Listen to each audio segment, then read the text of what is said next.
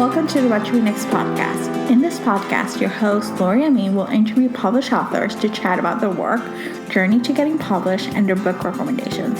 If you share a passion for books and always looking for your next read, then join us. Hi, Courtney. Welcome to What Your Next podcast. Thank you so much for having me. How are you? I'm doing good. How are you doing? I'm super good. I'm just finishing up my Christmas shopping, and I'm ready for Christmas. I know. It's just next week. I can't believe it. I can't believe it either. Awesome. So tell us a little bit about yourself. Well, I am a mom. I am an author. I recently moved from Winter Springs, Florida to Georgia, so northern Georgia. So I'm having a little bit of winter for the first time in a long time.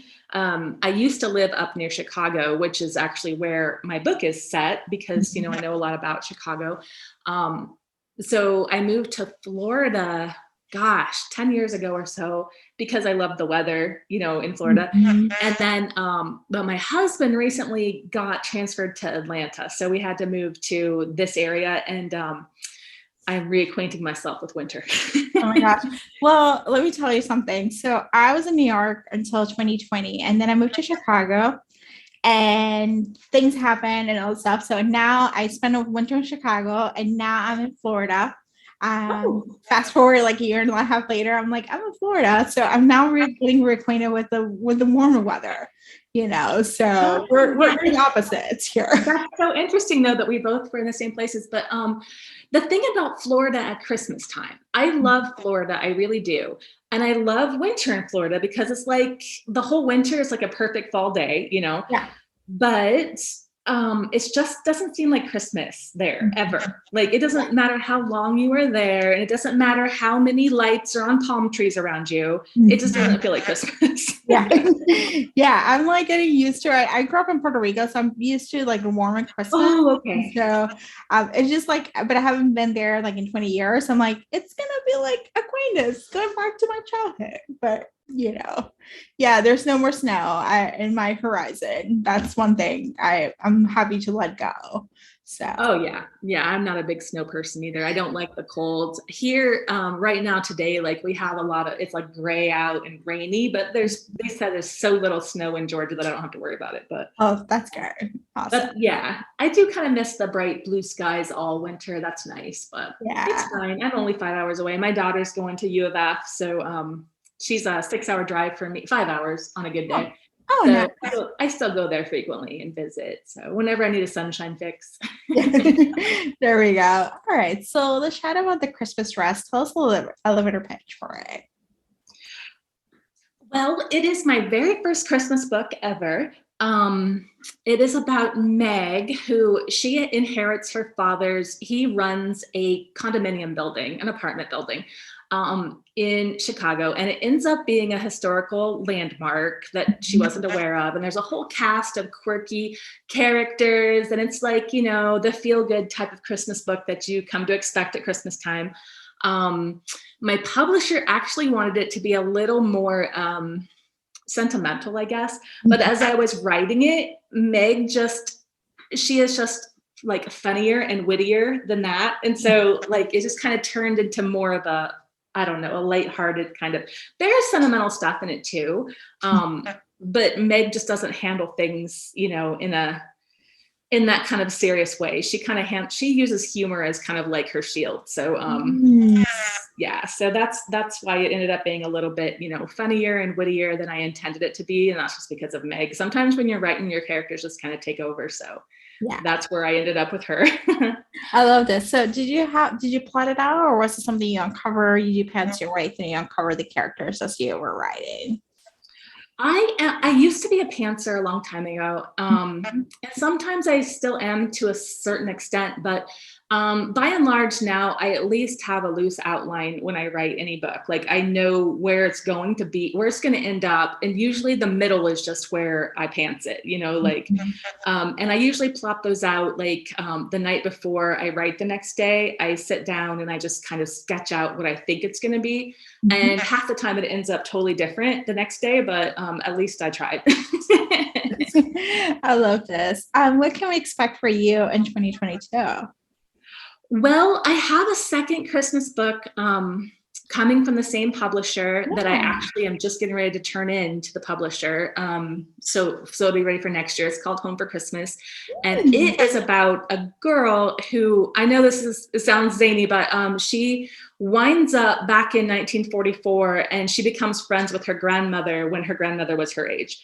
And so her grandmother, at the start of the book, her grandmother had just died, and she was a really key person in, the girl's name is Piper, in Piper's life. And so it's a really feel good Christmas book. And so it makes me feel good while I'm writing it. So I hope it makes everybody feel good when they read it. Oh, this is so exciting. So what has sparked joy in the past couple of years? I know we experienced a lot of darkness, a lot of changes, a lot of things are like outside our control, but there might be something that was lighthearted, like whether it's writing, reading, or a hobby or something you discovered this past couple of years. The last couple of years have been so challenging for everybody. I really have found it interesting to watch other people and how they are coping. I mean, it's so interesting to me how we're going to look back. I mean, our grandkids are going to ask us, what was it like? Like my grandparents, they told stories about the Depression. And I feel like, and, they always had interesting things that they were able to do, even when, there was like rations during the war and all kinds of stuff. And they figured out a way to be happy still.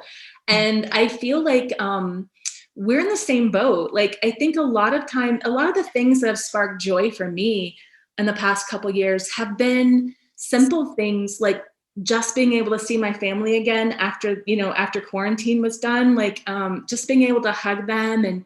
And it really, I feel like a lot of people are the same way. It really reminded me that simple things, make me the happiest, just having my kids back home right now. Cause my baby, my youngest daughter, my only daughter, but she is home from college. This is her first year at college. And so just having her home is just, sparks joy because she's back, and I think the pandemic really made us evaluate, what's the most important things, and our family is. And so I think that's really what I've been focusing on a lot, because especially too, Elle and I, my daughter, we were together so much during the pandemic because we quarantined for the longest time. At the beginning, everybody thought, okay, just quarantine for, what was it, 6 weeks or whatever. And so we quarantined, because being in Florida where there's a lot of people, we really thought, okay, we're going to quarantine. So we did. And we spent so much time together, and we never did get on each other's nerves, which is weird. But then when she left for college, it was like, whoa, my sidekick is gone now, so that took some getting used to. But no, people spark joy for me now. Like the pandemic really made you think about, when you're isolated, you really realized how much those connections mean to you.